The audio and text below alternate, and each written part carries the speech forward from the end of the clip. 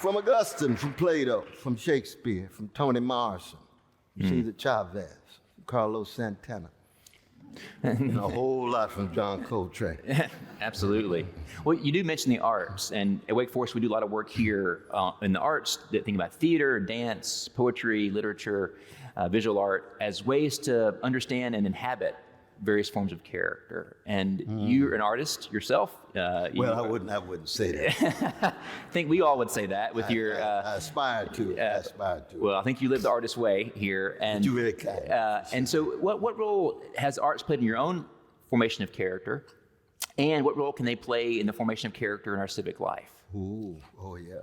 No, for me, that music is probably the most constitutive feature in my life, other than family and Jesus. Now, you remember Martin Luther himself said the two greatest gifts of God was music and the Word of God. That's Martin Luther. Now, he's got some vicious things to say about our precious Jewish brothers and sisters. He got vicious things to say about peasants, but he spoke some truth. Spoke some truth. And I think one of the reasons why he was so preoccupied with music, and of course he's a musician himself, he wrote A Mighty Fortress Is Our God itself. He democratized the singing within the ritual of the church. He allowed for the congregation to sing as a whole, rather than just the choirs. That was a very important move in the 1500s. And black folk would take it and just take it to a whole level he knew not of. But it's very important. Black folks are Protestants in that sense, the African appropriation of that particular strand within a Europeanized Christianity that did not begin in Europe. Very important to keep in mind. Jesus does not look like Michelangelo's uncle.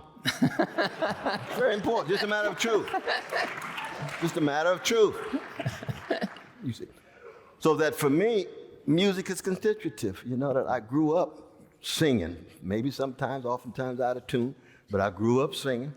Sound like Marvin Gaye in the shower.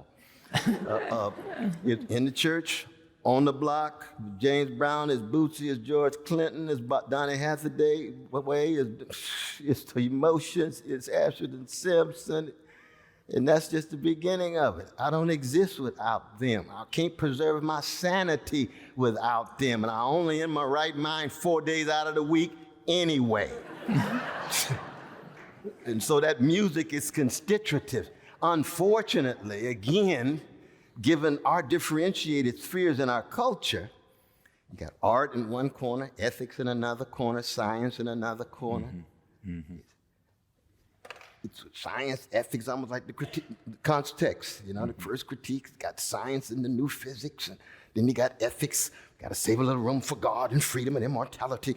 Then you go, oh my God, we got the arts. Well, that's kind of objective, but not really objective. It's collective, but not really true. What about religion? That's religion within the limits of reason alone. Maybe certain feelings, oceanic feelings, would fit in to become part of the new modern worldview. No.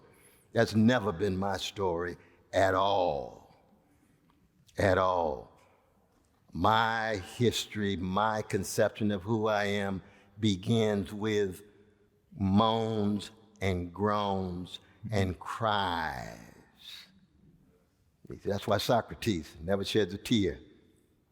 I'm impressed by his intellectual integrity, spiritually underdeveloped.